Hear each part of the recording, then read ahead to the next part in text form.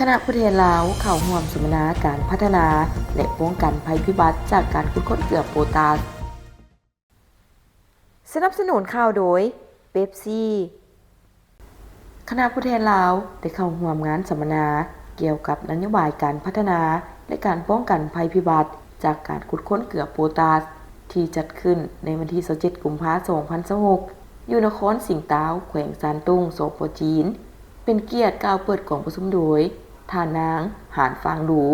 ประธานกลุ่มบริษัทสิงห์ตาวตุงฟางเทียทาให้เกียรติเข้าร่วมกล่องประชุมสัมมนาดังกล่าว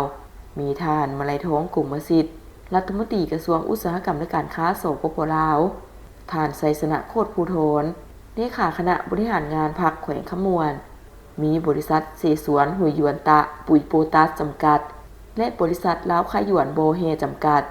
พร้อมด้วยบรรดาคณะนำจากสปป.ลาวผู้เชี่ยวชาญและตัวแทนธุรกิจลาวและจีนเข้าร่วมโอกาสมีคำเห็นเปิดกล่องประชุมท่านนางหานฝางหรูได้แสดงความต้อนรับอย่างอบอุ่นและขอขอบใจอย่างสูงต่อบรรดาท่านการนำและผู้เชี่ยวชาญที่ให้เกียรติเข้าร่วมในกล่องประชุมครั้งนี้ซึ่งจัดขึ้นในท่ามกลางยามที่ฤดูใหม่ได้เข้ามาทุกสิ่งทุกอย่างกำลังฟื้นฟูและพัฒนาพร้อมนั้นยังได้ยกให้เห็นคุณค่าของแฮโพแทสเซียมที่เป็นวัตถุดิบสำคัญขาดบ่ได้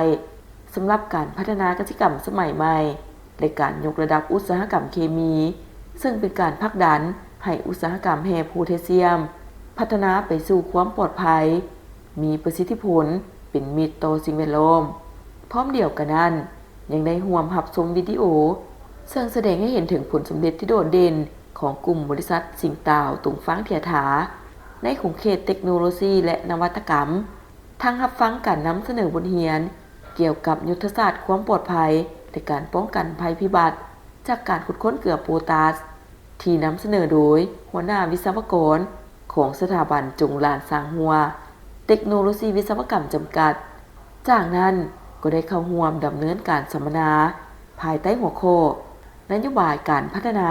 และการป้องกันภัยพิบัติจากการขุดค้นเกลือโพแทสที่ได้ยิ้มยกหลายปัญหาเข้าในการสัมมนาในครั้งนี้เป็นต้นแม่นด้านความเข้าใจเกี่ยวกับธรณีศาสตร์บางบทเรียนที่ส่งผลกระทบจากการขุดค้นเกลือโพแทสในลาวการให้ความสำคัญด้านความปลอดภัยของประชาชนต่อการขุดค้นและความโปร่งใสในการสนองข้อมูลที่ถูกต้องระหว่างภาครัฐและผู้ดำเนินธุรกิจรวมทั้งความเป็นเจ้าการติดตามกวดกาคุ้มครองการปฏิบัติสัญญาของนักลงทุนที่สำคัญ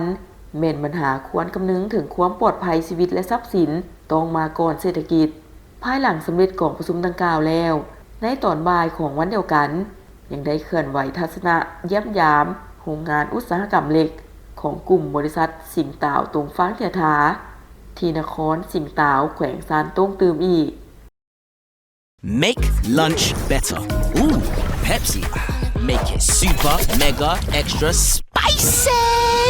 Ooh. Make it viral. That's better. Your meals better with Pepsi.